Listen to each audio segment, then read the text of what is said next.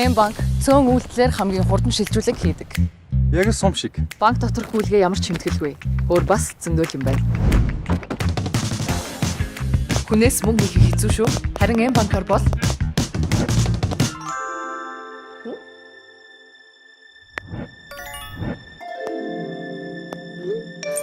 ийм маягаар харилцах нь илүү амар. Харин тийм л юм байна. Хайрлаа минь. Эм банк хүмүүрийн санхүүгийн нөхцөлд тохирсон дижитал зээлийг санал болгодог.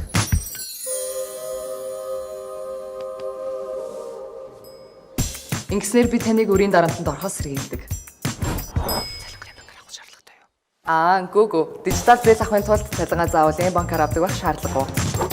Яагаад болов? Ятчих дансныхоо дугаарыг X-ийн төрсөн өдрөөс сонгочихсон. Одоо хүлээсээ бодог. Эм банк анхны дансны дугаараа хүссэн тоогоороо сонгодог.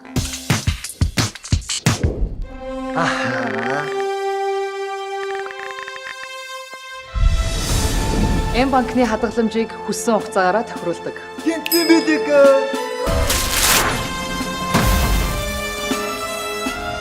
Юу вэ? Хоёростой. Янз бүростой. Энэ амьдрал арай энгийн байж болдгүй юм бах та. Болдгоо яах вэ? Бид хэрэггүй зүйлсийг хасаад хамгийн энгийн картыг бүтээсэн.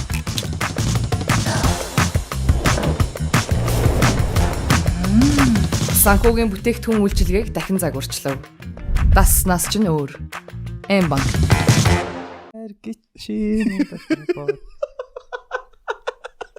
Тийш энэ миний хайр гिचимэн гэж чимэн дотроо тэгж дуулдаг штэ. Чи яаж дуултыг? Мэдгүй. Энэ миний хайр чимэн гэж байдаг байхгүй юу? Тэд яадаг гинэ? Энэ миний хайр гिचимэн дотроо гэж чимэн Ямар За сайн байцгаана уу та бүхний өдрийн мэндийг хүргэе. Ингээд манай Science Mayanс подкастын 26 дахь дугаар ороход бэлэн боллоо. Эхлээлгээд энэ дугаар Нобелийн шагналтанд орсон дугаар шүү. Нобелийн шагналтанд орсон дугаар шүү. За юу. Тэр нь равиоли. Тэгсэн байсан. Подкастад Нобелийн шагналтанд оруулсан анхны дугаар болсон. Дассан подкастнаас ч өөр. Монголын шүү. За тэгээд яагаад бит хоёр ингээд эхлээд байж ийн вэ гэхээр бит хоёрд нөгөө Нобелийн шагналтан маань тухайн өдөр өглөө нь ирээд тэгэнгүүтээ тийм нөгөө олон улсын физикийн олимпиад болж исэн. Тэрэн дээр ер нь ирээд тэгээд оройн бутсан байгаа. Тэгээд бит хоёр уг нь бол баг цаг гарan ярьж суuna гэдэг төлөвлөгөөтэй байсан боловч нөгөө гинтийн асуудлуудад гарч ирээд тэгээд бит хоёр нэг 15 орчим минут тэгээд тэн дээр дармаа байгаа. Энэ дээр дармаа авахгүй. Дармаа энэ тэрэг байхгүй. Би тэгтээ чамд юу штэ яг үндэ Нобелийн шагналтанд бол орсон. Энд сууж байгаа. Эрхэмээгийн төсөөллөө найз. Хоёр хэлээр ярьсан юм ба штэ. Хоёр хэлээр шууд ярьсан. Аль хэлэн сайн байна? Чайны жоок бэлдсэн байсан. Амжсан. Одоо жоок яриад гэж. За одоо жоок хэлчихье. 90-д онд ингээд Британийн сурвалжлагч ирсэн байхгүй Монголд буучаад. Хамгийн их нийлсэн үг нь ингээд bad weather, bad food, angry people feels just like home. Монгол яг тийм байдаг гэж байна. Монгол яг тийм байна уу? Монгол ямар байсан? Жоок бэлдсэн гэсэн чинь. Ингээд жоохон кринж. Би Эрхэмээгийн асуултыг төрүүлж мэдчихээ тэрэн дээр нас жоок бэлтгэсэн байсан. Би гарч байгаа чамд ярьж өгнө. Чи ингэж асуусан бол бодвол ингэж хариулах байсан бол тэгвэл би ингэж хэлэх байсан юм. Яа, за Тийм байна. За тэгээ манай подкаст сонсоорой. Тэгээд тийм болохоор бид хоёр ямар ч байсан нөгөө Нобелийн шагналтны яриаг сонсохоос өмнө тэр Нобелийн шагналтаа ер нь яг юу хийсэн, ямар зүйлүүдийг нээсэн, тэр нь бидний амьдралд тийм ерөөхдөө яаж маш гоё тийм одоо дэмжлэг болж байгаа талаар яриад ардаас Нобелийн шагналтны яриа орвол их гоё байх гэж бодож чинь. Тэгээд ийм хувцастай биш өөр хувцастай байгаа. Нэг хоёр хувцастай байгаа шүү дээ. Би нөгөө сандраад дээрээс нөгөө биднийг нөгөө амар хүмүүс яаруулад байсан. Тийм болохоор нөгөө ингээд ийм урдаас амар гэрэл мэрэл тусцсан. Би амар помидор шиг юм байгаа. Тэгэхээр амар яаруулсан бүр ингээл бид ингээл за нэг цаг ярина гэл 30 минут боллоо би ч 15 минут болсноо тайзаа засчихсан чинь за одоо ингээд 5 минут өнгөрчлөө. Тайзгүй 10 минут өнгөрчлөө. Одоо та 5 минутанд асуулт асуугаарай гэл те. Тэгсэн яага гурлаа суудсан нэгэн суухгүй байсан гэл. Ер нь бол амар их дарамтан донд бичигдсэн байгаа. Гэтэ гоё байсан. Тэгээ манай подкастын санамсаргүй байдлаар Монголын шинжлэх ухааны академийн ерөнхийлөгч болон физик технологийн хүрээлэн баг те. Физикийн хүрээлэнгийн за аль нэг физикийн хүрээлэнгийн захирал хоёр ингээд оролцсон байгаа. Амар тийм юм асууж чадаагүй ч гэсэн хамт суусан ширээн дээр. Тэгэхээр тэр гоё байсан. За хүмүүсийн үед байгаад яг эхлээд би нөгөө Нобелийн шагналтныхаа танилцуулгыг хэлжээ те. За манай Нобелийн шагналтныг нөгөө манай шүү. Манай нөгөө нэр мэрийг нь буруу хэлэхгүй тул би ингээд хараад уншчихъя. За Константин Сергеевич Новосиолов гэдэг эрдэмтэн байгаа. Энэ эрдэмтэн 2010 онд Нобелийн шагнал хүртсэн буюу тэр хүн Нобелийн шагнал хүртэхдээ 32 настай байсан байгаа байхгүй юу? Айгуу ганцаараа биш багштайгаа. Тийм багштайгаа. Ер нь Нобелийн шагналыг чинь ингээд юм олноороо гэж авч байгаа штэ. Тэгэд манай эрдэмтэн болохоор Орос Британи гаралтай физикч. Орос гаралтай одоо Британий иргэншилтэй физикч байгаа. За тэгээд манай физикч одоо Нобелийн шагналтан маань Сингапурын үндэсний их сургуулийн наривчилсан 2D материалын төв болон Манчестерийн их сургуулийн физик одоо хооронд судлалуудад тус профессороор ажилладаг. За тэгээ Андрю Геймэнтэй буюу багштайгаа хамтарч судалгаа хийсэн. За тэр судалгаан дээр болохоор хоёр хэмжээст материал буюу графин гэдэг одоо материалыг гаргаж авсан. Энүүгээрээ Нобелийн шагнал хүртсэн ийм эрдэмтэн байгаа. Одоо тэгээ сүүлд бас нэг чи нөгөө яриадсан штэ бүр амар гой материал дээр бас ажиллаж байгаа гэдэг. Ажилласан байлаа. Тэгтээ одоо мэдээ зөндөө юм дээр ажиллаж байгаа тийм. За чааш. Тэгээд мань хүн байна бас нөгөө юунаас гадна эрдэмтнээсээ гадна нөгөө одоо уран зураг нөгөө уран бичээс гэдэг лөө. Уран бичээс. Хятадын ер нь нэг тийм уран бичээс. Хятад стилийн зөвхөн бичээс биш байхгүй юу? Янз янзын зурагнууд байгаа. Нэг юм хар зурагнууд. Тим зураг зурдаг. Тэгээд маш их сонирхдаг тийм. Дээр нь бас нөгөө нэг юм нэг үзэсгэлэн байгаа байхгүй юу? Тийм урлагийн. Тэрэн дээр бас ингээд шинжлэх ухааныг хослуулж ингээд нээлт хүртэл хийсэн байгаа байхгүй. Тэр нээлт гэдэг нь болохоор ийм шин юм зохион бүтээсэн нээлт биш. Тэр нөгөө үзэсгэлэнгийн ч юм уу тэр юмныхаа нээлтийг тэрүүгээрээ хийсэн тийм. Тэгээд мань хүний тэр нөгөө хятадын тэр дэ уран зураг гэх юм уу? Уран бичээсийн багш нь Зин Шинлон гэдэг хүн байлээ. Тэр хүний багш ажилладаг. Зин Шинлон. Тэгээд бас нэг сонирхолтой юм нь мань хүний хийсэн бүтээл нь урлагийн бүтээл нь шүү дээ тийм. Одоо Ши Жинпиний цоглуулганд байдаг юм байна лээ. За яг хоо ерөнхий ингээд миний талаас танилцуулах болчихлоо. За ашгүй. За. За би чамаас суух асуулт байна. Чиг за. Харилаа. Энэ хүн болохоор графин гэдэг одоо материалыг хийсэн байгаа шүү дээ. Тэгэхээр графин гэдгийг гоё чинь ингээд гоё яриад байгаа шүү дээ. What is graphene? Хамгийн ихэнд бол графин 2D гэдэг байгаа шүү дээ. Ямар ч Z dimension байхгүй. Яг нэг атомын зузаантай. Ингээд хажуугаас нь харахад бол ингээд бараг байхгүй. Нэг давхарга гэсэн үг. Нэг л давхарга ерөөсөө тийм. Тэгээ за графиныг одоо хаанаас нь тайлбарламаар юм бэ? За одоо ийм шүү дээ. Нөгөө бид одоо алмаз тий нүүрс. За ингээд графит гэдэг одоо нөгөө балын харандааны эднэр чинь бол ерөнхийдөө бүгдээрээ карбон тэгээд нүүрс төрөгч. Тэгтээ зөвхөн нөгөө бонд нь буюу нөгөө яг ямар байралтай ямар хэлбэртэйгээр ялгаатайгаа. Тэгээд ерөнхийдөө нөгөө одоо графитаас ингээд нэг л давхаргын ингээд салгаад авцсан байгаа. Одоо би жишээлбэл графиныг яаж одоо шууд намаа хий гээл тэгэн штэ. Тэгэх юм бол надаа балын харандаа өгөөл нэг скотч ахтал болчих واخгүй. Ер нь бол ингээд скотчн дээрээ дараал наагаал салгасаар байгаад нэг одоо ганцхан атомын зузаантайгаар салгаж авах юм бол ингээд графин болчих. Тэгээд графит нь болохоор яагаад ингээд өмнө байсан бэ ч хүн ингээд бид нэрийг хэрэглэхгүйсэн бэ гэхээр энэ л болохоор нөгөө давхаргууд нь хоорондох холбоо нь айгүй сул ихгүй юу? Wonderful force тийм. Энэ бол маш сул. Тийм болохоор нөгөө бид нар харандаагаар ингээд бичгэд чинь ингээд амархан дүрсэн гараа хоорондоо салаад байна шүү дээ. Харандаа чинь бичээд хахаар нэмгэрээд байгаа шүү дээ. Тэгээ энэ хоорондох энэ давхаргын одоо Z талын димишнийхэн холбосон сул боловч одоо нөгөө зургаалчин гэдэг дүрс байгаа. Hexagon дүрс байгаа шүү дээ. Зургаалчтай. Тийм hexagon юм холбоотой. Тэгээд холбоонууд нь харин хоорондоо маш бат бүх. Тэгээд USDA гэдэг сайт дээр бол яг ингэж бичсэн байгаа байхгүй юу? 200 дахин одоо төмөрнөөс те 200 дахин зузаан тэгсэн мөртлөө ингээд сонгонгууд өөрөөсөө ингээд энэ болохоор зузаан гэж бат бүх шүү. Тэгээ бат бүх илүү хүчтэй топ те тэгэнгуутаа ингээд датангууд 120 өөрөөсөө 100% ингэж сундаг уян. Тэгсэн мөртлөө маш сайн дамжуулагч. За ингээ ярих юм бол амар супер гонц ингээ дулааныг дамжуулна, электроник амар сайн гүйлгэнэ. За тэгэн гутаа ингээ дулааныг өөрлөгөө шингээдэг мөртлөө сайн ялгаруулна.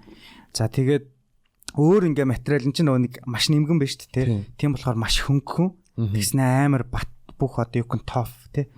Одоо жишээлбэл нэг юм баггүй харандаа ч ингээ нарийнх шүү дээ. Тэрэн дээр ингээ зааныг зогсоогоод тэг ингээ графин дээр тавихад графин цоорохгүй. Тэгтээ харандаа болохоор нойломжтой тий. Зүгээр нэг иймэрхүү. Тэгээ эн чинь одоо жишээ нь алмаз, diamond гэж байна шүү дээ. Тэр чинь одоо хамгийн бат бүх одоо гэж үзэж байгаа шүү дээ. За. Тэгэнгүүт одоо тэр чинь битүү карбонууд л байгаа шүү дээ тий.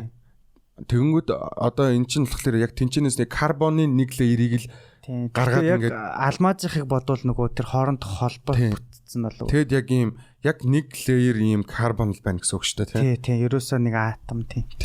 Тэгээд за өөр супер юм гэвэл одоо ингээд ингэж юм л та. За би хэрэглээ талаас нь ярив заяа. Одоо ингээд 2006 онд нэгээд 2010 онд Нобель аваад тэгээд ингээд бүр ингээд одоо ингээд бодох юм бол бидний эргэн тойронд бүх юм одоо бол графин болсон байх ёстой байхгүй юу? Гэхдээ энэ хайп нь бол угаасаа ерөнхийдөө жоохон хотлоо болсон. Ягаад тэгэхээр зөвхөн пластик бол одоо wonder material гэж нэрлэж байгаа. Тэгээ бүх юмыг орлуулаад хийгээлэдэг. Тэгэхэд юу ч хүртэл пластик хүртэл ингээд нэг шөнийн дотор бүтчихээгүй. Маш олон юм дээр ингээ хэрэглээд байдаг. За графин бас нэг удаад байгаа шалтгаан юу вэ гэхээр графин өөр амар өндөр өртөгтэй болоод байна. Яагаад вэ гэхээр нөгөө нэг леерийг салгаж авахын тулд mass production буюу маш их хэмжээгээр ингэж үйлдвэрлэхэд бас зардал жоохон өндөр болоод байгаа. Гэхдээ яг ингээ янз янзын сүлд ингээд интернетээс харсан чинь масс үйлдвэрлэлтүүд бол явагдаж байгаа. Тэгээд ингээд бүтэн ийм уут дүүрэн графин гэхэд ч л ингээд хүн ингээ хөнгөн өргөждөг, маш хөнгөн. Тэгээд за яг commercial хэлбэрээр бол юу яасан байна? Нөгөө Ford шүү дээ. За машин дээр хэрэгэлсэн байгаа байхгүй юу? За тэрэн дээр одоо яаж юм гэхээр нөгөө ингээд моторын дууч ингээл амар чимээтэй шүү дээ. Тэнгууд машинд нөгөө дуу тусгаарлагч тавихаар ингээд чимээгийн багасгах гэдэг ангууд жин ихсээд байдаг. Тэгсэн чинь энэ нөгөө нэг материал маань маш хөнгөн байгаад байдаг. Тэгсэн мөртлөө бас дуу тусгаарлах чадвар сайтай байна л та. За тэгээд Ford дээр бас гаргасан байна. За тэгээд нэг супер машинууд чинь нөгөө амар бат бүх мөртлөө хурдан байх хэрэгтэй болчдөг. Бат бүх материал аваад хийчихээ гэхээр хүнддээд байдаг. Тэгэхээр хурдан явж чадахгүй. За графин энийг одоо орлуулж байна. За тэгээд силиконыг бас орлуулах гэж байна. Силикон бас өөрөө их супер материал байхгүй юу? Тэгээ графинаас одоо силиконыг орлуулах гэдэг үзээд байна. Гэхдээ би ийм юм уншсан. Нэг одоо графин одоо силиконоос илүү байхад жоохон илүү байх нь хангалттай. Ягаад тэгэхээр силикон аль хэдийн одоо ингээ mature болсон одоо юу гэх юм commercial болсон. Одоо нөгөө маш олон жил ингээд хэрэглээд тэгээ үйлдвэрүүд ингээд төгс ингээд ашиглаад тий ингээд одоо аль хэдийн ингээд бойчсон. За нэг тиймэрхүү том болцсон. За тэгэхээр ийм материал байгаа байхгүй. Энд чин графин бол одоо baby биш таажууд нь. Тэгэхээр ингээд тэр шууд зохиод ашиглахын тулд юу хэрэгтэй вэ гэхээр жоохон илүү байх хангалттай. Маш хит давуу илүү байх хэрэгтэй. Тэгээд ингээд мэдээж зөндөө юмдад ашиглаж чинь. Тэгээ хооронд нь ингээд бас юу яаж чинь холж чинь. За жишээлбэл нөгөө эрзэн дээр графиныг ингээд нэг леерийг холиод тэгэнгუთ одоо эрзэн чинь ингээд за сансар окторгууд гарлаа шүү дээ. Энд чинь хөлдөн, тэлэн, буцаад хална, тэгэнгუთ нь шийд хөлдгөөр агшаад те халахаар тэлээд тэгэнгуთ графиныг холцохоор энэ үзэгдэл нь ерөөхдөө багасж байгаа. За тэгээд ингээд янз янзын материал дээр одоо нэг ийм материал харсан амар гоё ингээд зүгээр ингээд нөгөө waterproof нөгөө ус нэвтрдэггүй давуу шүү дээ. Тийм давуун дээр графинаар ингээд хэлхээ зураад. Тэгээд эн чинь өөрөө электрон амар сайн дамжуулж байгаа. Яг хоо за нэг сул талынхээс ярьж нөгөө электрон хитрхийн урдан дамжуулаад байгаа нэг зогсоох айгүй хэцүү байгаа. Гэхдээ нөгөө энэ бол маш сайн дамжуулагч болж чадна. Тэгээд энэ зүгээр би электронхээс илүү 202 талаас бас надаас ингээд чи тайзан дарж асууж асууад өгөөч гэдэг нэг физикч надаар бас нэг асуулт асуулгасан байгаа. Тэрэн дараагаар нь. За тэгээд тэр ингээд хувцсан дээр хийчих шүү дээ. Тэнгууд нөгөө хувц энэ чинь амар уян шүү дээ тий. Эластик. Тэнгууд нөгөөт ингээд мушгаад, татаад, усан дүрээд, халаагаад ерөөсө графин арилахгүй амар сайн ингээд шүрчсэн байгаа байхгүй юу? Тэгээд тэрүүгээр ингээд электрон дамжуулдаг. Тэгэхээр бид нар одоо ирээдүйд яах вэ гэхээр хувцсан дээрээ ингээд ерөөсө хэлхээтэй те тэр нь ингээд ажилдаг. Тийм байх боломжтой. Энэ бол ер нь амар ирээдүйн төсөөллүүдийг бол нэлээд ойртуулж байгаа. Тэгэл одоо энэ чинь нөгөө дамжуулах чадвар сайтай шүү дээ те. Тэнгуудын дамжуулах чадварыг яг юунд ашиглаж болох та хэд маань өөрсдөө бод. Юуг дамжуулмаар байна. Тэгчих. Одоо ингээд 26 дугаар сонсчихлоо. Тэгэхээр одоо бас өөртөө жоохон бодъё. Тэгээд одоо ингээд тэр USD дээр хүртэл ингэж бичсэн байгаа байхгүй юу? Графин бол ингээд төгс хэрэглээнд орчход бид нар утсаа 5 секунд дотор сэнгэлэх боломжтой байна. Энэ яг хөө зин потенциалтай байна. Тэгээд 1 терабайт датаг зөвхөн хормын дотор маа гэж шилжүүлдэг. Энэ бол амар байгаа ч тий. Уцаа зүгээр ингээд цэник дуслаа гэснээр ингээд 1 2 3 4 5 гээл тий. Ингээд амар хором хүчийг амар гоё хэмнэж байгаа байхгүй. Би бол яг 5 секунд танд амьдралаас урчлээ. За гих мэтчлэн иймэрхүү юм байна да. Тэгээд зөндөө яриа амар их уул уншсан энэ тэндээс. Гэхдээ ингээд нөгөө мэдээж энийг үзэж байгаа хүн болгон физикчд бол биш те. Ингээд сонирхлын төрүүлэх хэвээр. Тэгээд нэг амар гоё сонирхолтой мартах чинь. Нөгөө энэ патентлаагүй графиник.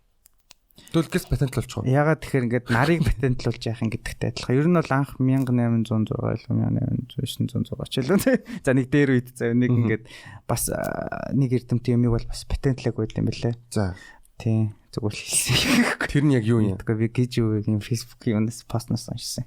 Тэгээ тэрийг иш татаж хэлсэн байлаа. Та нараас нэг ороод уншичаараа бас юм бол нэг өмнөөс нь яриулаад авчлаа байхгүй. За тэгээд нэг сүулдэ ярихаа байгаа загинч мэг. Одоо та нар ингээд далчхнаагаар хангаа.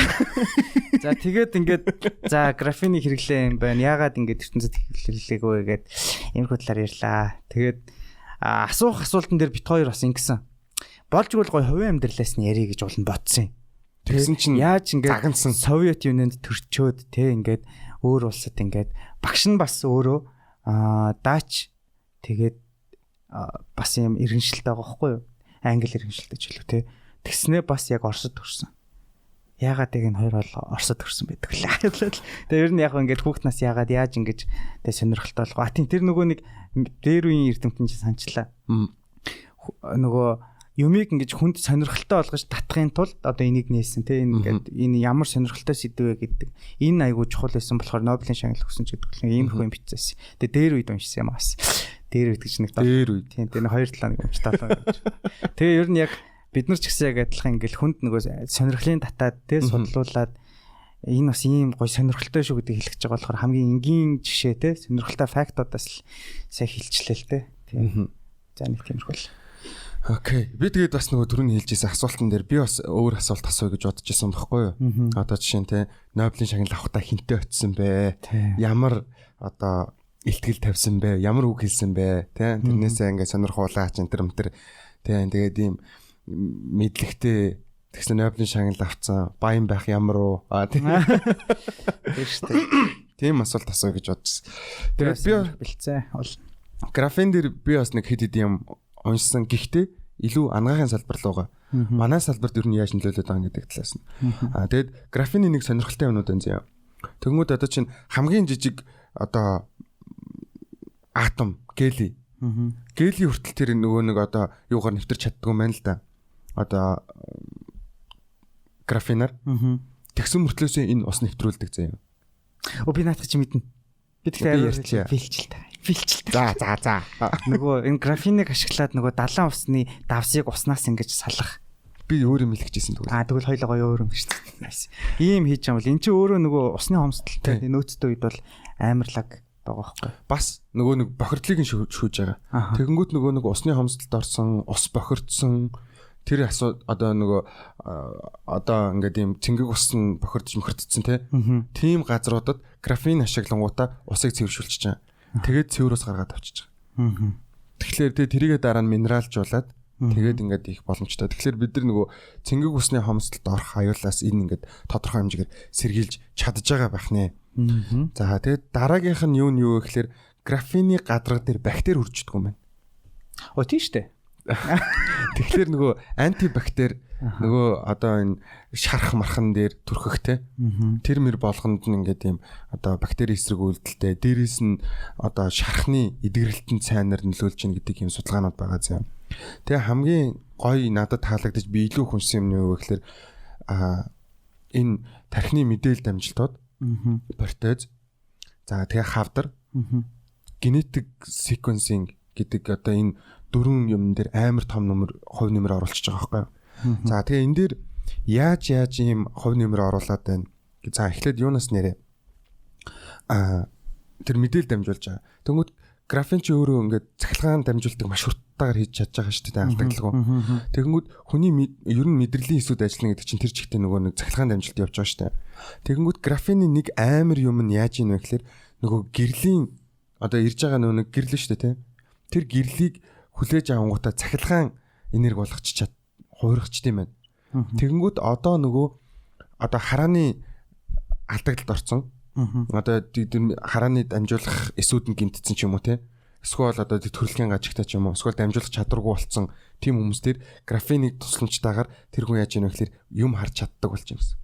Тий, тэг графин бас өөрөө бас амар сайн сенсор. Тий, сенсор. Тэр нь амар.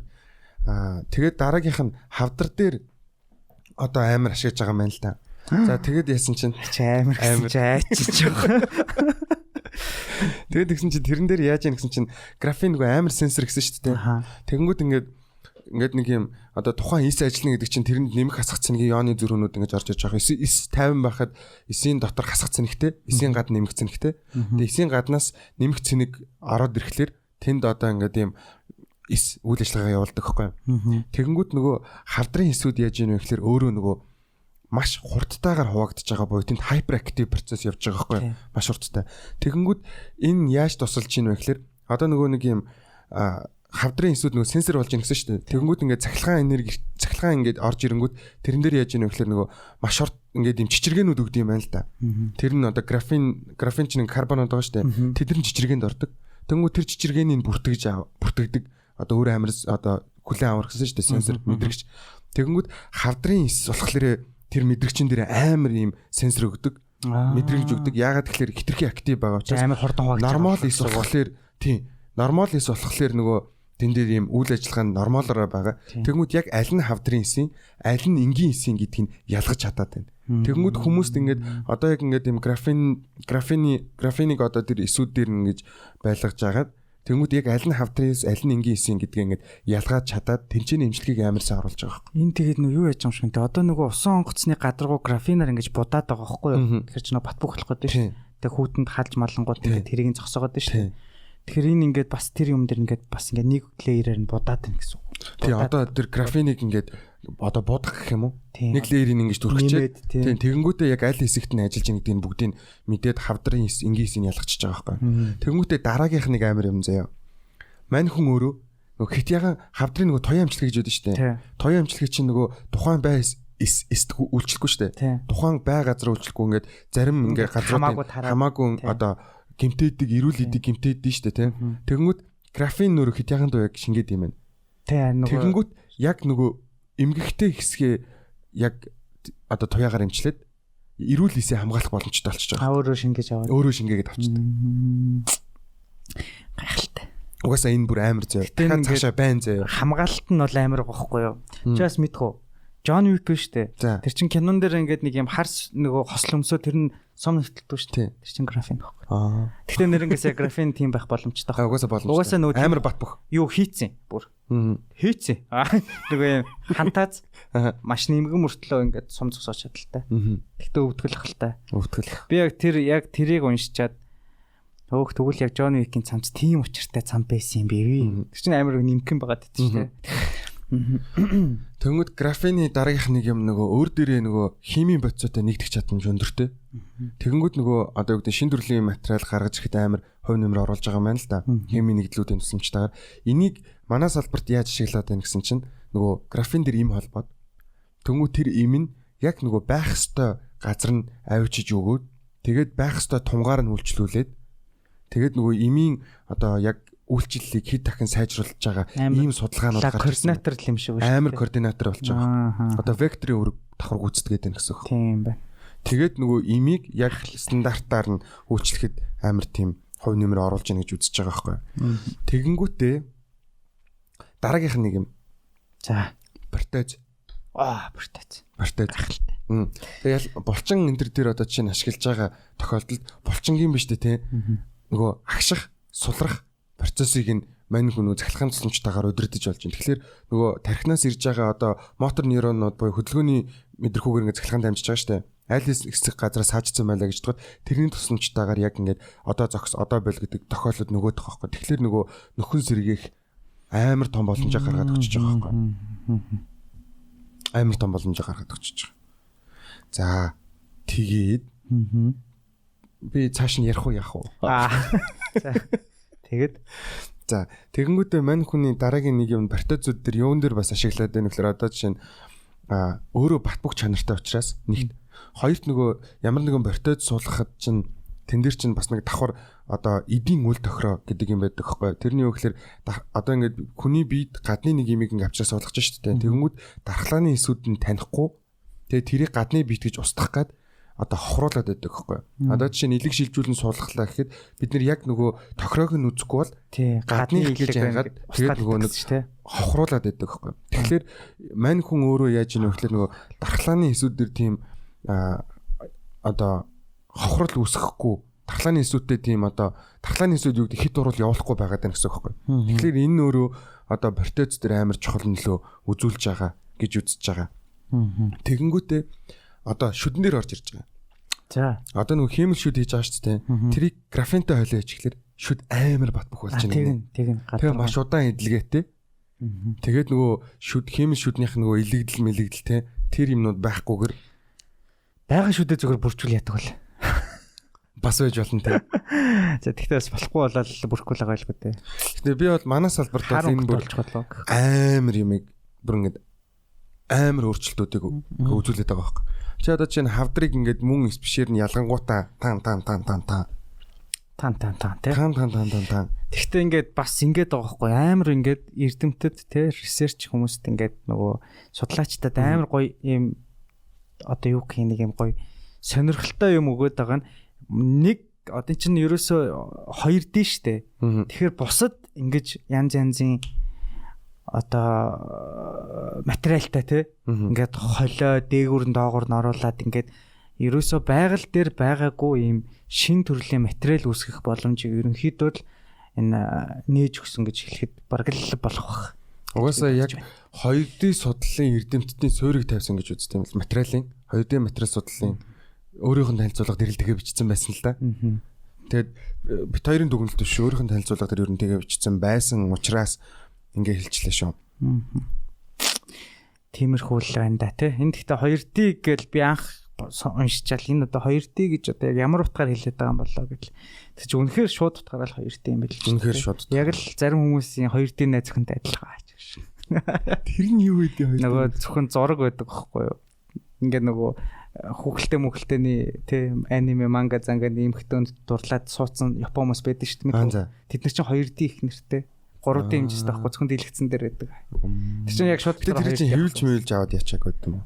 Тэгэл хөвлөөл ингээл нэг юм хийдэг л хальтаа. Гэхдээ тэр чинь ингээд нөгөө үзээд байгаа дүрс нь 2D-гээр яваад байгаа. За ямар ч сэний үе тиймэрхүү юм байт юм бэлээ. Тэгээ одоо ингээ гоё яваастай одоо ингээ мэдрэл тасарсан те. Нугас мугсан одоо ингээ гимтцэг хүмүүс ингээ доошогоо юм паралайзд орсон байдаг шүү дээ. Одоо ингээ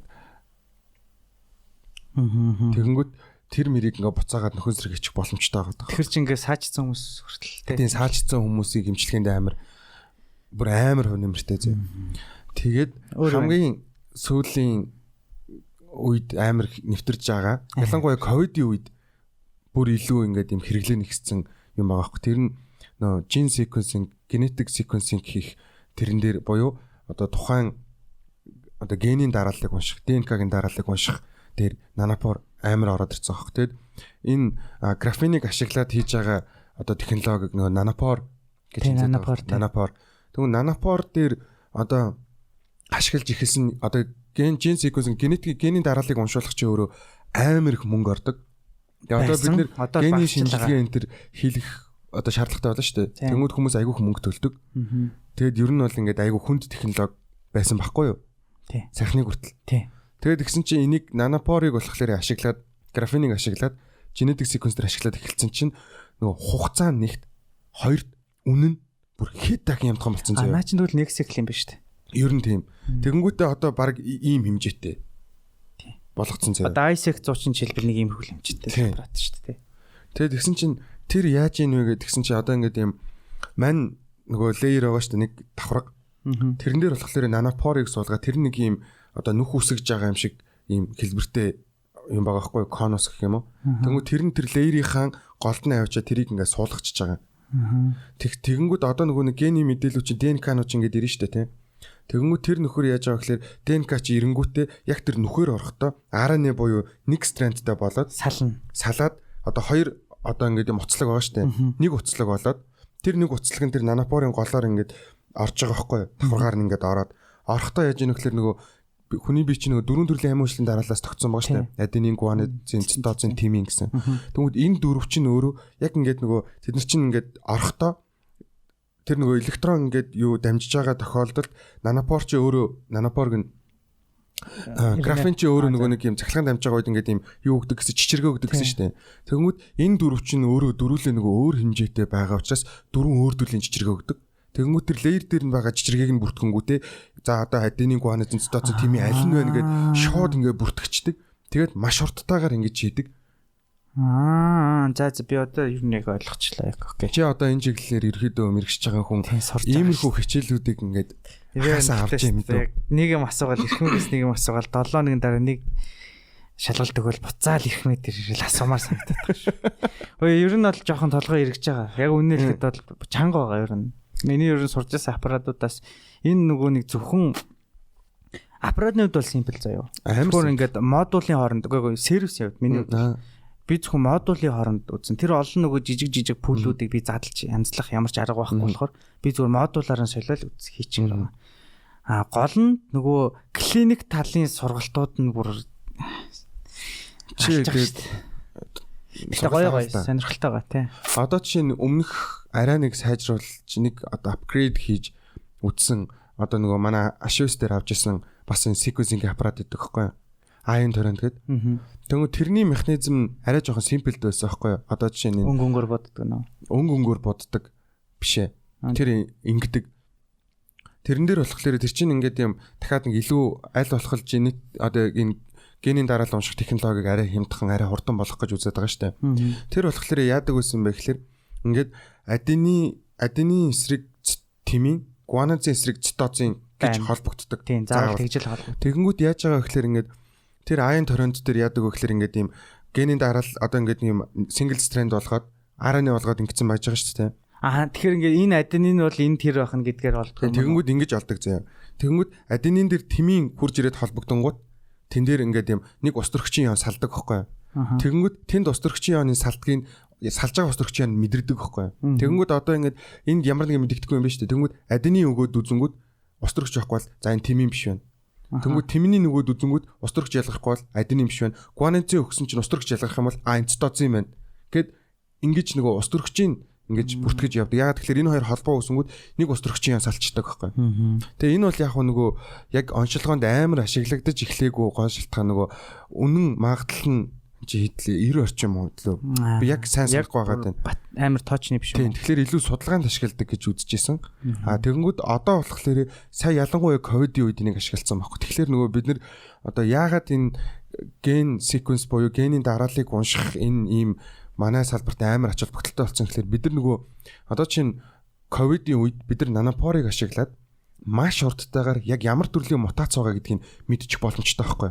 Генийн дарааллыг үзүүлээл за яг ийм байрлал дээр ийм мутацууд байх юм бол энэ нь одоо юу юм аа одоо энэ төрлийн одоо вирусын мутац юм аа гэдгийг илэрхийлж болж байгаа. Дараа нь хавдрын оншилгоо ер нь бол бүх төрлийн судалгаанууд чинь одоо ингээд ген sequencing дээр очиад ерөөдөө дуусч байгаа шүү дээ. Тэгэхээр энэ илүү үнэтэй байсан, цагийг авдаг байсан, тэ энийг нь одоо амар хөнгөвчлөөд өгчөж байгаа байхгүй. Тэгэхээр бид нэр генийн шинжилгээ хийхэд нанопорыг ашиглах юм бол бид нэр маш урттайгаар хямд үнээр тэгээд нөгөө эхлэлийн initial cost нь айгу тийм бага. Тийм учраас тэгээд нөгөө ийм юм компьютертэй холбоод тэгээ шууд дата анализ нь ороод ирж байгаа.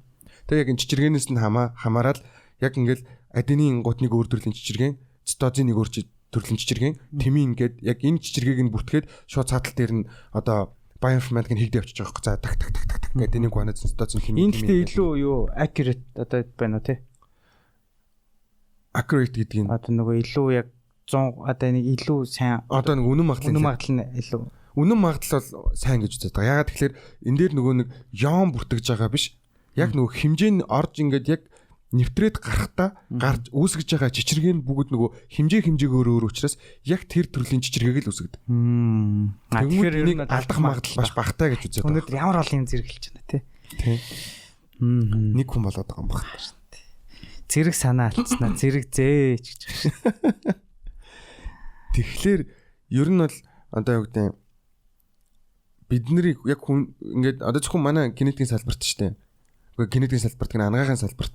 За тэгээд одоо цаашаа яаж байгаа вэ гэхээр энэ бол одоо ингээд төрхлөг байдлаар яваад байгаа шүү дээ. Дараа нь эмийн үйлчлэгийг сайжруулахын тулд нөгөө тарилах байдлаар одоо туршиж үзэж байгаа юм байна.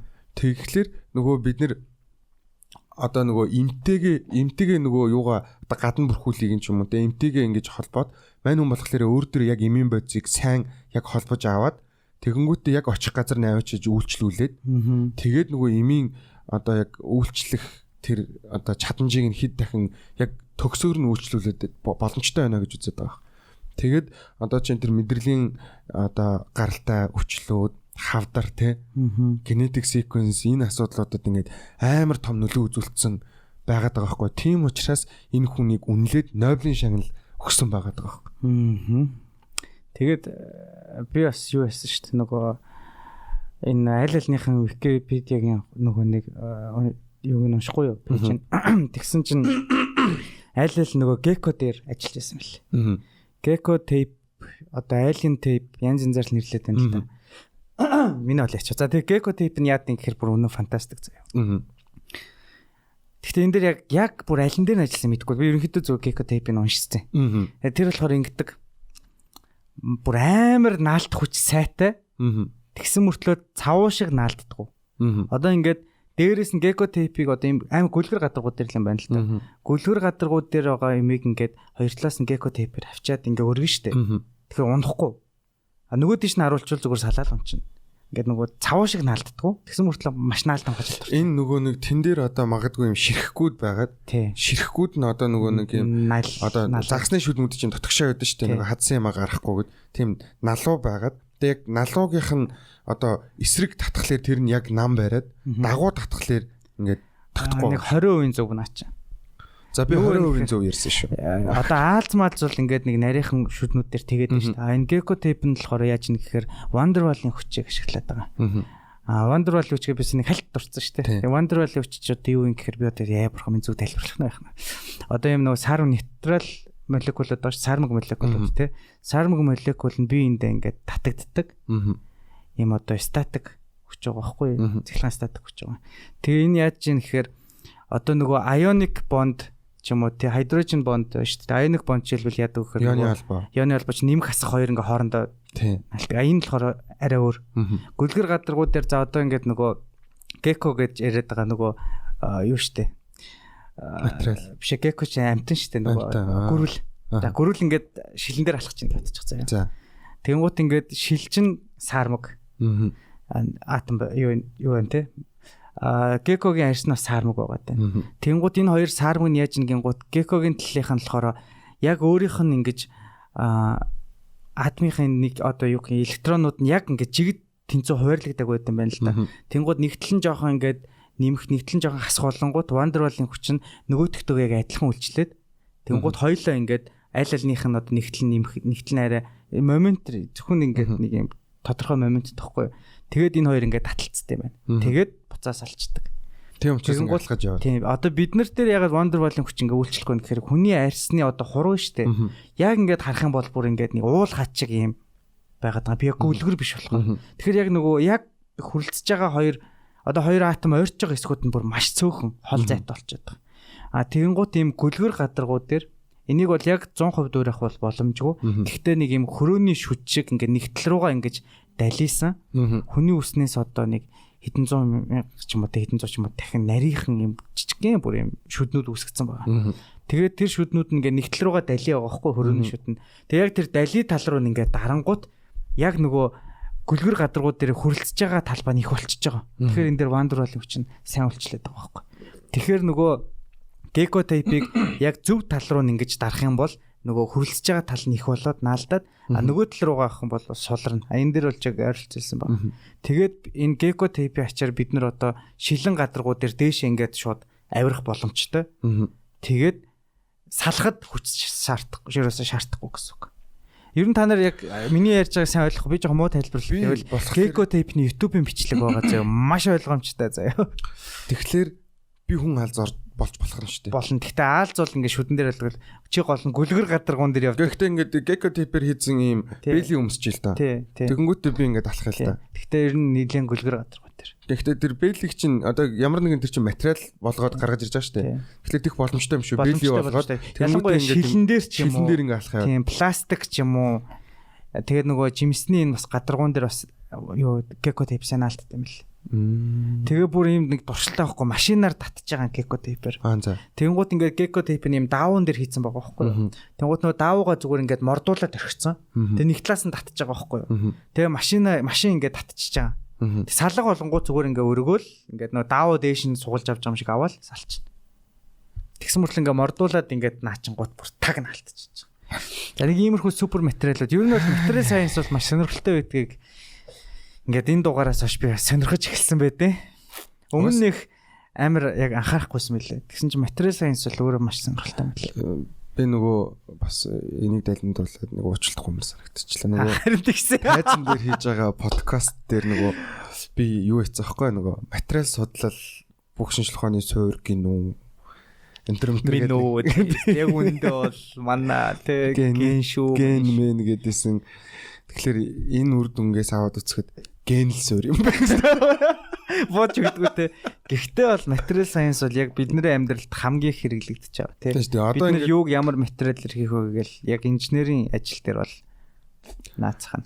Тэгээ одоо ингээд генетикийн шинжлэх ухаан дээр генийн дарааллыг уншдаг аппаратыг одоо энэ 2D материал дээр графин дээр тулгуурлаад сайжруулсан байгаа байхгүй. Тэгэхээр энэ дээрээс болоод ингээд надад бол амар гоё мэдрэмж төрж байгаа. Ер нь бол яг би зүгээр одоо надад миний амьдралд хамгийн ойрхон байсан юу гэхээр Эмират дээр ордог багажнууд төмөр биш байдаг байхгүй юу? Төмөр ээж болохгүй шүү дээ. Магнит очиж таг гэн алдчих. Тэгэл би ийм ямар сонир материалыг л өнгөрж ийснээс биш бол нэг сүлжиж байгаа юм байна. Яг яагаад? Тий. За ер нь тэгэл юу яасан? Одоо хоёлаа шууд нөгөө уулцсан талаарх сэтгэлүүд ярих ба. За тэгээ уулцсан талаарх одоо ингээ ерхий танилцуулга нэг иймэрхүү байгаа тань. Тэгээ уулцсан талаарх сэтгэлдлүүдээ ярьж эхэлье.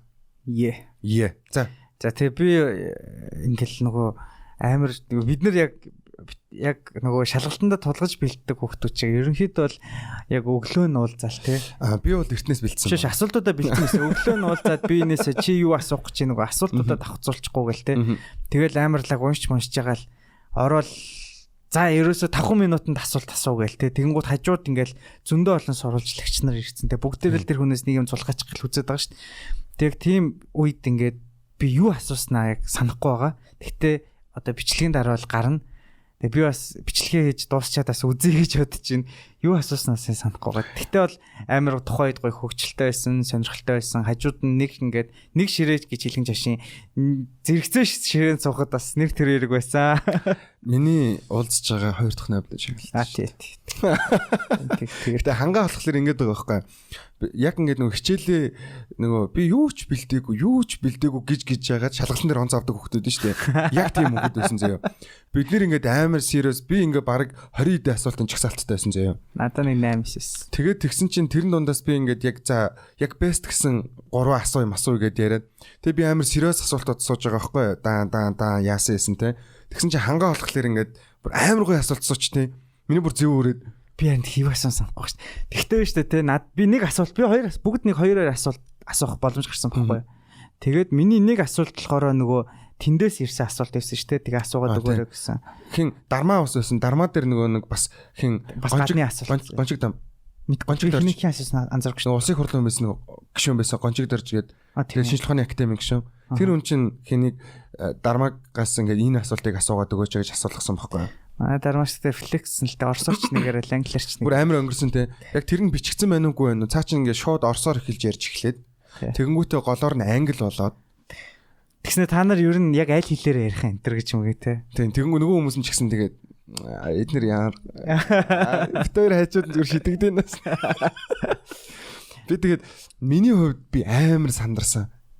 Чи яг хажууд нь сүсэн байсан юм чарахгүй шүү дээ. тэрнээс гадна ер нь Нобелийн шагналтнаас ярилцлага авна гэдэг амар хэцүүс байхгүй.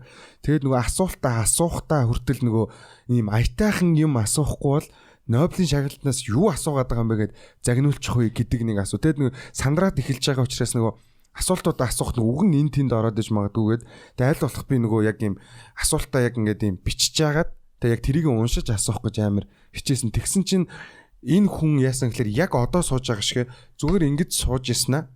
Тэгэнгүүтээ зүгээр ингээд ийм тухайхан сэтгэлээр нэг юм яриаггүй зөө. Огт төсөөлөөгүй, огт нөгөө төлөвлөөгүй байсан амар хөгжилтэй асуулт асуугаана ч тийм. Юу ас тэнд байсан хүмүүс инээлдэж минэлдээд. Тэгтээ ер нь бол яг ингэсэн. Яг ийм атмосфер ямар байсан бэ гэхээр хоёлоо баг Нобелийн шагналтын шиг тийм амар ачаалгүй. Яг атмосфер бол яг ийм байсан байхгүй юу? Маш богино хугацаанд яаж өгөөчтэй шинжлэх ухааны холбогдлолтой асуулт асуух вэ гэдэг л байсан шүү дээ. Тэгээд амар хурдан асуусан. Тэгээд хариултаа сонсоод хариултан дээр бас нэг юм анзаарахад бид нар комент өгж явах шууд дараагийн асуулт руу жоохон шилжээдсэн байхгүй. Ягаад тэгэхээр бид нар тэрийг тийм үү тэгвэл яасан гэж асуух боломж байгаагүй. Маш хурдтайгаар асуусан байхгүй юу. Тэгээд нөгөө ярилцлага өгсөн ганц юм манах байсан. Гэхдээ Монцомод бас өгсөн. Гэхдээ тэр тайз бэлтэж хат. Тэр чин тайз бэлж яхаа тэр Монцом биш. Тэр чинь нөгөө брэдүүд байсан байхгүй юу? Тийм үү. Тэгэнгүүтээ тэд нэр нэг юм сони юм болсон, амар сони юм болсон. Хоб баадснаас наа чи юу ч биш. За. Нэг юм хоб болсон манайхаа. Хүн муулж байгаа ч юм биш заяа. Гоё муулах чинь да за. Би амар гайхсан. За. Тэд нар ингээд Оросоос асуулт суугаад байгаа штэ. Тий. Тэнд байгаа асуулт нь Нобелийн шагналт ингээд тайзан дээр үжингууд хоёр ихчтэй дайрж орж ирээд тэгэнгүүтээ шууд асуусан штэ. Тэгвэл тэр ямар асуултууд суугаадсан гэхээр мань хүнээс Оросоор нь асуугаад байгаа штэ. Ингээд Оросдоо ирэхгүй юм уу? Оросынхоо ингээд шинжлэх ухааныг хөгжүүлэхгүй юм уу? Дайн болсон гэж зүгтаад байгаа юм уу? Яагаад Орос орондоо ирэхгүй байгаа? Орос хүн биз гэдэг ийм асуултыг асуугаадсан байхгүй. Тэгэд нөгөө хүн үгүй би хариулмааргүй байна. Би ингэмээргүй байна гэд тэгээд ахад л асуугаад. Тэгээд ангууд ингээ бүр ингээ чичээ дайраад хүмүүс ингээд жоохон болиулаадсан ш тий. Одоо ингээд болно гэж. Гэтэ би яг тэр Оросоор ярьж байгааг нь өөрөө ойлгосон юм шиг ярьж байна. Тэгээд дармаа сүлдэлд ярьж байгаа. Тэр нэг тэр бүрээд их юм биш та нар яагаад нэг гуруулаа гарч ирээд байгаа маа ингээд нэг жоохон тайз булаацал татсан. Угаасаа тэр Нобелийн шагналаас ганцхан манайх ярилцлага авсан юм чинь. Харин албан ёсоор бол тийм. Албан ёсоор. Тэгэд манай энэ ярилцлага одоо удахгүй үндсний телевизээр бла бла гэд ингээд бас ингээд маш богинохон. Би бүр ингээд 12 минут нэг ширээн дээр дөрүүлээ суучаад цаг гоё юм ярина гэдэг төсөөлттэй байсан. Тэгээд тэгсэн чинь ингээд 2-2-ороо ингээд сууна гэж төсөөлцсөн байсан чинь тэнд нөгөө гинт манай нөгөө академи ерөнхийлөгч энэ төр манай орж ирээд суусан. Тэгээд тэнд 2 микрофонтой энд 1 микрофонтой ч байлаа. Тэгээд бид гурав ингээд нэг лүг ингээд. Ер нь бол жоохон хариуцлага алдчих юм шиг хариуцлага гоё юм шиг харагдчих болно. Гэхдээ нөгөө бид маш их бэлтгэлтэй очсон амар гоё студиум баг түрээсэлж очсон. Тулцсан тий. Хэтэрхийд болсон. Тэгээд ингээд шагнал гардуулаад тэгээд тэр хооронд ууг нь бид нар чинь цаг гар ярина гэж үзсэн. Тэгээд дээрэс нь бас нэг би талархал илэрхийлчихье гэж бодоод байна. За биднэрт тийм боломжийг олгосон шинжлэх ухааны академи, тэр физик технологийн хүрээлэн би одоо нэрийн бороо хэлээд физикийн шинжлэх ухааны академи арья физикийн хүрээлэн тий. Тэгээд одоо нөгөө биднэрт тэр боломжуудыг ингээд амар гой гаргаж өгсөн хүмүүс байгаад байгаа. Тэгээд тэр хүмүүстээ бол би амар их баярлаа. Амар их баярлаа гэж хэлмээр байгаа. Тэгээд тэр бол үнэхээр төгсөөсөн зөө. Би одоо энэчнээс юуг нь яг би бүр яг баталгаатай нэг юм харуулах гадна. Юун дээр камер дээр харагдах болов? Мэдгүй. Одоо энэ өрөөнд хоёулахнаа сууж байгаа сте. Би гэл камер дээр гүйж харчихгүй. Тэгээд одоо нөгөө бас яг энэ чиглэлээр амар гоё мэдээллүүдийг ингээд биднэрт холбож өгсөн одоо тэгш хоёр гэдэг ах байгаа. Тэгш хоёр ахт бас амар их баярлж байна. Биднэрт яг энэ боломжийг гаргаж өгсөн. Тэгэд яг ийм хүн ирж байгаа очиж ингээд таад ярилцлага ингээд гоё холбогдоод мэдээлэл авал гэдэг анхны мэдээллийг өгсөн хин Насламагчтай бас амар их баярлаа гэж хүн болгоны ихчтэй ах та. On and off-ийн Насламагч яг анхны мэдээллийг өгөөд тэгээд тэгш хоёр гээд бас амар мундаг эрдэнэтэй хүн заяа. Тэр үнтэй холбогдоод тэгээд одоо шинжлэх ухааны академид тэгээ харьяа болон шинжлэх ухааны академи харьяа физикийн хүрээлэн зөвшөөрөөд бид нэр ингээд тайзан дээр залуучуудаа ийм гой мотивац өгөх тийм Нобелийн шагналтнаас ярилцлага авах энэ гоё боломжийг бүрдүүлж өгсөн маш их баяртай байгаа. Тэгээ бас нэр ингэж ярьсан. Яг манай бичлэгэн дээр гараагүй гэж магадгүй. Тэгтээ нөгөө юун дээр одоо энэ чинь нөгөө Сингапурд өөр ингэсэн лабораторитой байгаа шүү дээ. Тэгээ энэ хүн одоо ингээд Монгол оюутнуудыг лабораторитой ингээд удахгүй ирж ажилланаа. Доктор шүү дээ. Тий. Тэгээ ингээд хамтарч ажиллах болноо гэж хэлсэн. Тэгээ Монголд бас лабораторио нэнэ гэж хэлсэн тий. Нэнэ.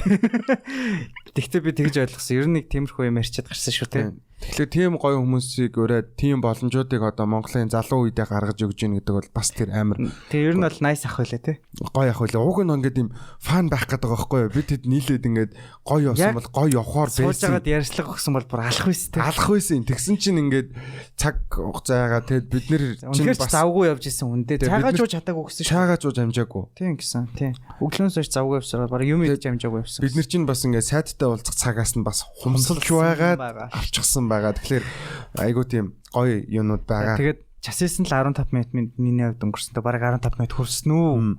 Тэ.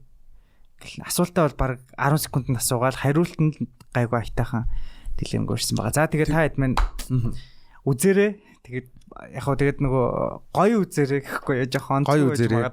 Гоё бодож үзээрэй. Тэгээд биднэрт бүр хамаг байдгаар амар бэлдэж очисон боловч биднэрт ингээ нөхцөл байдал тэрс өөрөөр эргээд айгуу сонноор явцсан байгаа. Дахин хэлий. Би бүр яг помидор шиг улаан болцсон байгаа. Тэгэхээр тэрийг таад нэг тийм янз бүр олоотой.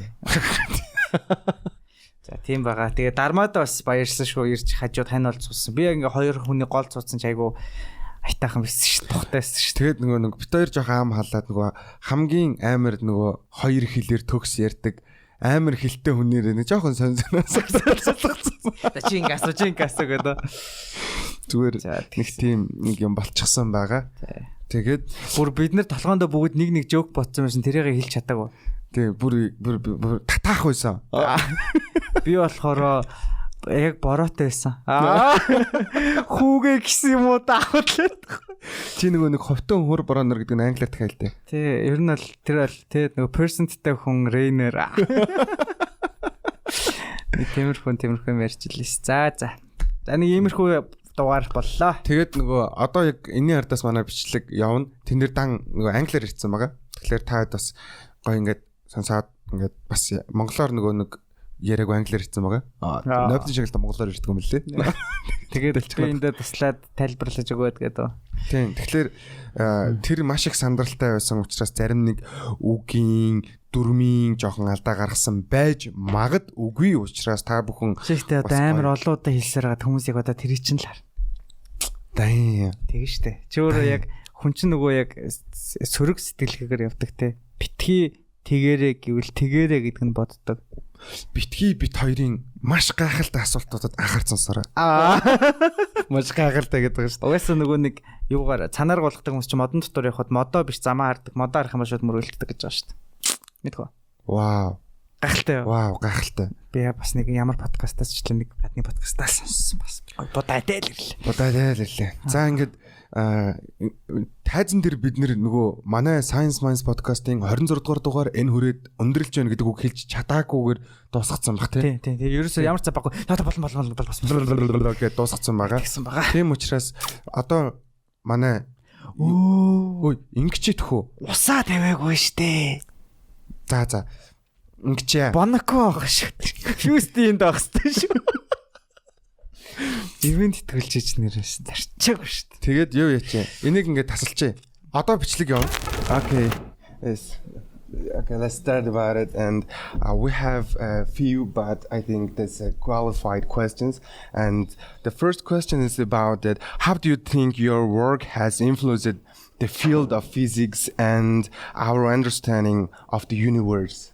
So of course each physicist and each scientist would always hope that it changed that his or her work changes our perception about physics or the universe. But at the end of the day, the prime motivation for scientists is always just pure enjoyment. So we always like what we do. So I think most important is how do my experiments change me and my own perception of science rather than humanity.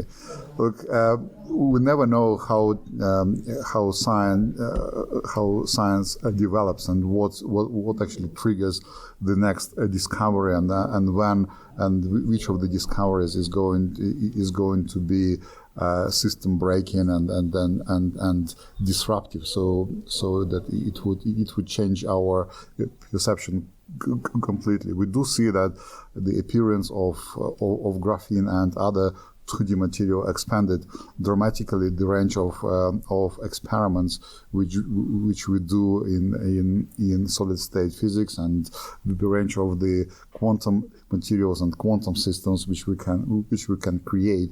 And of course, it really gave us a lot of new knobs in creating those new quantum matters. But I won't claim much more. So we're still working in this area, and we're still enjoying the opportunities which we received through the appearance of the 2D materials. I don't think that this story yet finished. So it's still research in progress. So I don't want to make conclusions here. So. Okay, thank you. And I have a question. As I understand, graphene is 2 times stronger than steel. And like, if Superman is a man of steel, graphene should be the tougher than Superman, right? And also, graphene can carry electricity. Right. So, do you think is there a possibility to use graphene in a power transmission? I'm not sure if it is good for power transmission in the sense which you are implying, but it definitely will make some part it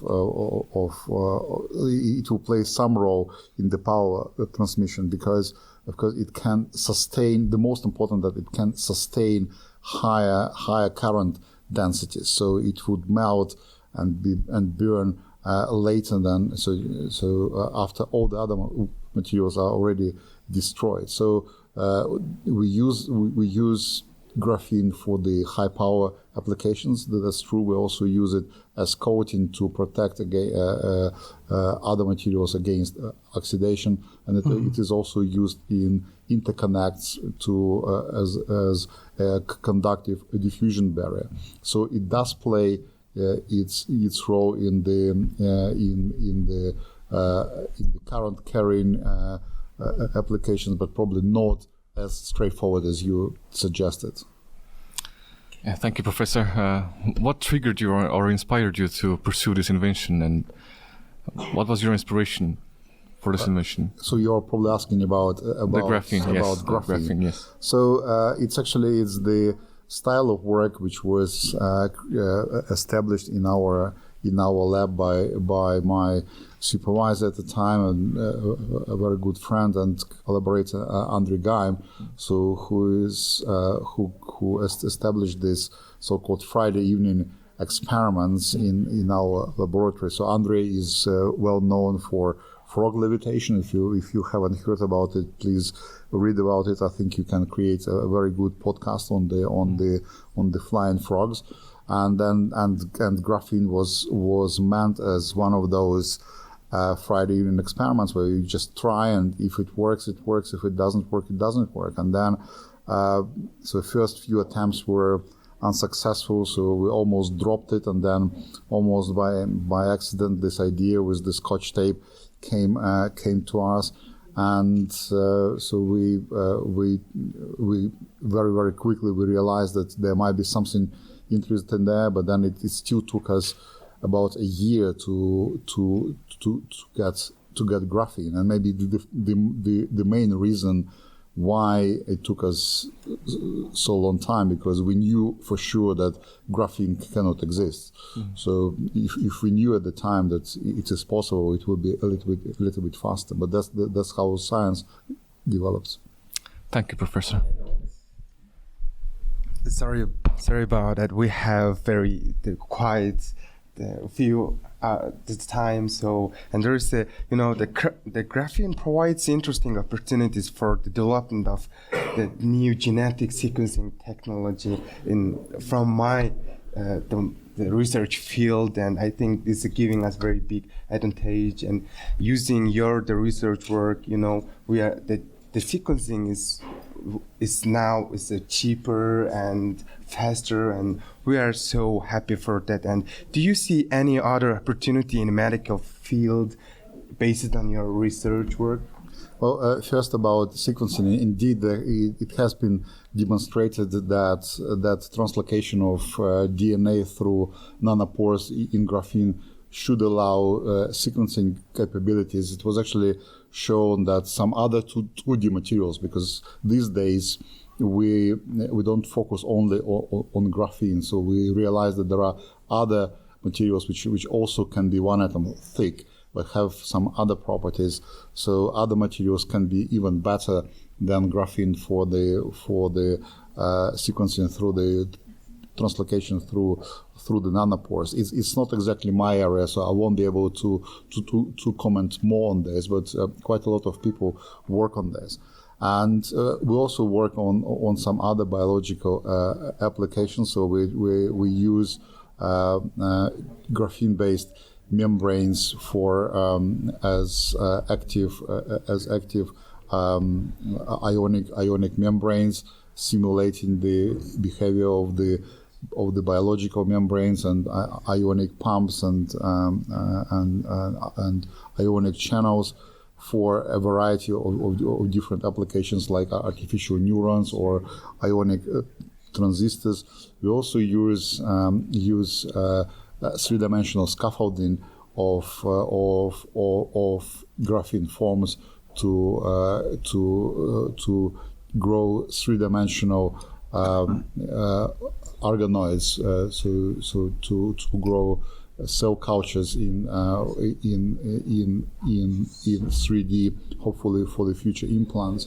And so there are a number of other very interesting applications in biology. So it was recently shown that graphene can help to tackle post-traumatic stress syndrome. So it's a lot of work being done in this area. Very exciting work. By the nature of this work, it's quite slow. Some experiments takes years, of course. So, but there are lots of interesting experiments going on. Okay, I have last one question, and it's also related to graphene. And are you still working on graphene? And do you think there is more potential you haven't discovered yet? So the first answer is not really. So I recently moved from UK to Singapore exactly to get myself a little bit disconnected from graphene, because in graphene we built the National Graphene Institute in Manchester, but I always wanted to switch to a new topic, but it's very, very difficult to do something about graphene if you work in the National Graphene Institute. So I had to move physically half of the world away to start something new. So I'm working in new areas. We still use graphene as one of the building blocks for our new materials, but let's say my work in graphene maybe 20%. But still, graphene offers so much that. So just to give you an example, 3 years ago there were breakthrough discoveries when they show that you can make carbon materials, graphene-based materials, superconducting. So it's something very, very unexpected. So surprisingly, these materials still give us a lot of exciting science up to now. So I'm sure that there will be a lot of new physics done in this material. That would be very exciting. Yeah, thank you, Professor. A question from the audience. There's a first question is how flexible is the graphene, and can you make a solid 3D sphere from the 2D material? Well, okay. So solid 3D sphere is the buckyball. So if you work on the nanoscale, so if you want microscopic scale, well then I would need to think how to do it. It hasn't been done. It hasn't been done yet. But yes, it is indeed very flexible, and that's exactly one of the properties which we use in our biological experiments. So so it comes very very handy there. Also now with the flexible electronics, all the foldable phones, it's important that we use graphene there, which we utilize in part its flexibility as well. Okay, thank you very much, and we wish that we could have more time, but we have very few time. So, and thank you very much, and we know that you are the one of the youngest Nobel laureate in the world, and it's a big honor for us. And this is just one last speech for you about it. And what advice would you give to young scientists who are interested in pursuing a career in physics? Well, I think the best advice I can give is not to listen to any advices. I'm actually quite serious, because I've seen many careers being ruined simply because people try to follow someone's advice or try to follow some fancy directions in research. So I've been doing science for a number of years, and I can tell you that pretty much any topic you take, you can find something new, something exciting there, and make a discovery. So, but it's much easy to make a discovery if you personally care and if you really passionate about this. So the only thing you need to do is to find the area you are genuinely passionate about, and then you will definitely do very good science.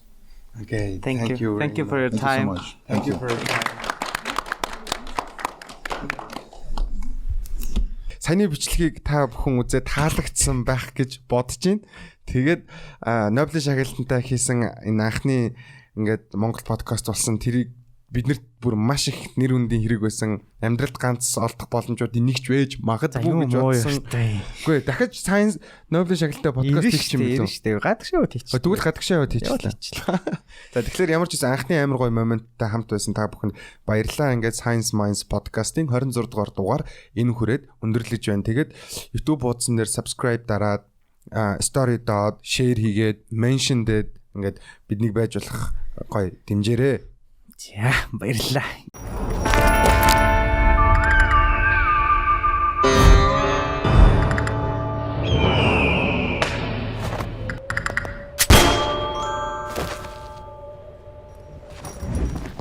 Банк цөөн үйлдэлээр хамгийн хурдан шилжүүлэг хийдэг.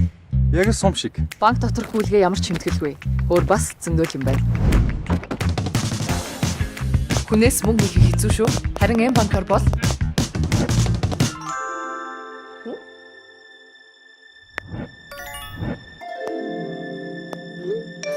ийм маягаар харилцах нь илүү амар.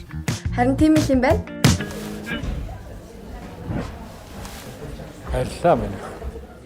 Банк хүмүүрийн санхүүгийн нөхцөлд тохирсон дижитал зээлийг санал болгодог.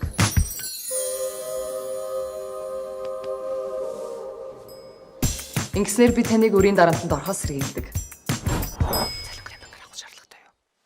Гүг. Дижитал зээл авахын тулд цалингаа заавал банкар авдаг байх шаардлагагүй. Яах ёстой болоо. Ятчих дансныхоо дугаарыг X-ийн төрсөн өдрөөс сонгочихсон. Одоо хүн дансаа боддог. Банк анхны дансны дугаараа хүссэн тоогоороо сонгодог.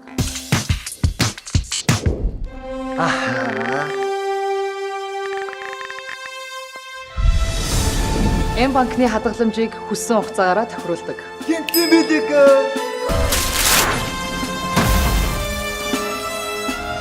Юу вэ?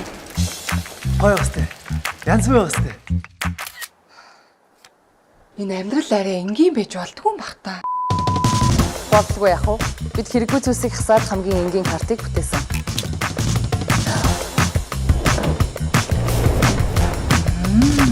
Санкогийн бүтээгдэхүүн үйлчилгээг дахин загварчлав. Даснаас ч нь өөр. Банк.